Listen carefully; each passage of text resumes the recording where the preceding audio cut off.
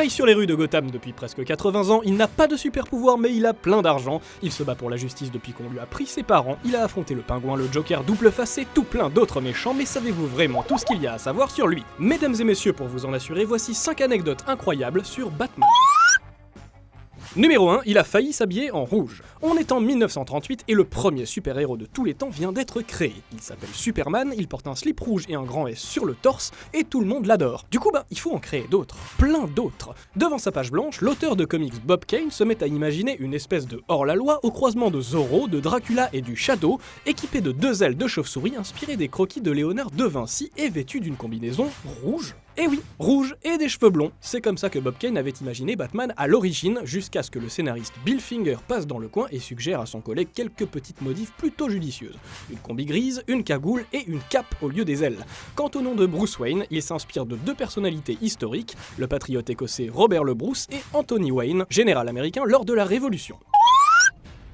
Numéro 2, au début, il tuait ses ennemis. Vous avez fait 2-3 conneries dans les rues de Gotham et vous vous faites choper par le Chevalier Noir, ne vous inquiétez pas trop. Au pire, vous allez bien vous faire maraver et la police vous retrouvera pendu à un câble, mais vos jours ne sont pas en danger. Car oui, Batman c'est un justicier, pas un bourreau. L'une de ses règles d'or, c'est de ne jamais tuer ses ennemis. Rien ne l'oblige à les sauver, certes, mais tant qu'il peut l'éviter, il les neutralisera sans leur ôter la vie.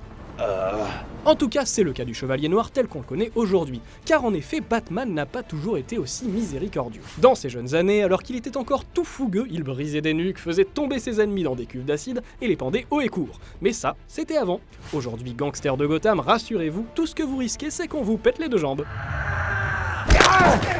Numéro 3, c'est Andy Warhol qui a réalisé son tout premier film. Et oui, avant Tim Burton, Joel Schumacher, Christopher Nolan et Zack Snyder, c'est le célèbre artiste pop art qui a signé la toute première aventure de Batman sur grand écran. Batman Dracula, un long métrage expérimental de 2 heures tourné en hommage au Chevalier Noir dont Warhol était apparemment fan et uniquement diffusé lors des expositions de l'artiste. On vous prévient quand même que si vous étiez super excité à l'idée de découvrir un épisode de Batman inédit, le résultat ne correspondra pas forcément à vos attentes de fans. Enfin, sachez qu'il s'agit d'un film qu'on pourrait qualifier de clandestin car réalisé sans les droits du personnage et l'accord de DC Comics. Numéro 4, il a eu la même voix qu'Indiana Jones. Moi, j'aime Indiana. Au ciné, vous le savez, Batman a eu droit à pas mal d'interprètes. De 1966 à aujourd'hui, Bruce Wayne a donc passé sa cape à Adam West, à Julien Lepers, à Michael Keaton. Sous quel autre nom connaît-on la mer des Caraïbes? La mer Noire. Ah ouais. À Val Kilmer, à George Clooney, à Christian Bale, à Ben Affleck et au petit bonhomme Lego. I'm Batman. C'est bon, on oublie personne? Bon, alors maintenant on va pouvoir s'intéresser à sa voix française dans la série animée. Je n'ai jamais été plus loin que le générique. Une voix grave, caverneuse, ténébreuse, mais aussi rassurante, héroïque et puissante. J'essaie de localiser le Joker grâce au scanner.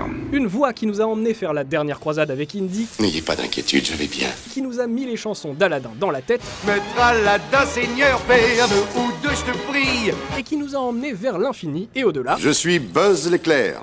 Je viens en paix. celle de Richard Darbois, qui avait également, entre beaucoup d'autres personnages, doublé Biff Tannen dans Retour vers le futur. Allô, y'a personne au bout du fil? A noter que Pierre Athé, qui prêtait sa voix au docteur Emmett Brown, a aussi doublé le Joker dans la série animée. Eh oui, c'est moi le Joker. Les 2 acteurs se sont donc affrontés dans les rues de Gotham et dans celles de Hill Valley. Joyeux Noël, Joker. Ah, tu peux te les garder, tes bons vœux. Numéro 5, la seule personne au monde à savoir piloter la Batpod est un Français. Souvenez-vous, on est à peu près au milieu de The Dark Knight, le second volet de la trilogie réalisée par Nolan, et Batman est dans la merde. Le Joker est en train de se faire la malle dans les rues de Gotham en dégommant tout ce qui bouge et la Batmobile est en rade. C'est là que le Chevalier Noir décide de balancer l'artillerie lourde et de sortir la Batpod.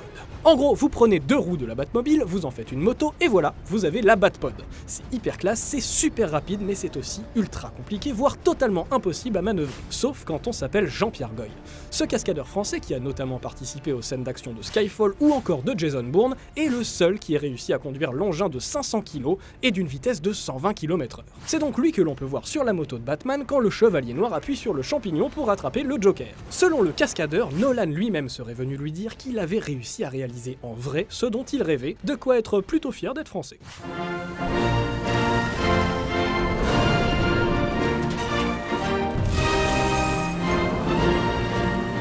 Voilà, on On vous a tout dit. Ah non, pardon, on a juste oublié de vous préciser qu'avant le décès de Heath Ledger, le troisième opus de la trilogie Nolan devait mettre en scène le procès du Joker, que le chanteur Prince avait composé tout un album pour la sortie du film de Burton, et que Batman était aussi le nom d'une ville en Turquie, qui a d'ailleurs porté plainte contre Warner pour utilisation illicite. Quoi qu'il en soit, vous pouvez imaginer la réaction du Joker si vous lui annoncez que Batman a la même voix que Buzz l'éclair.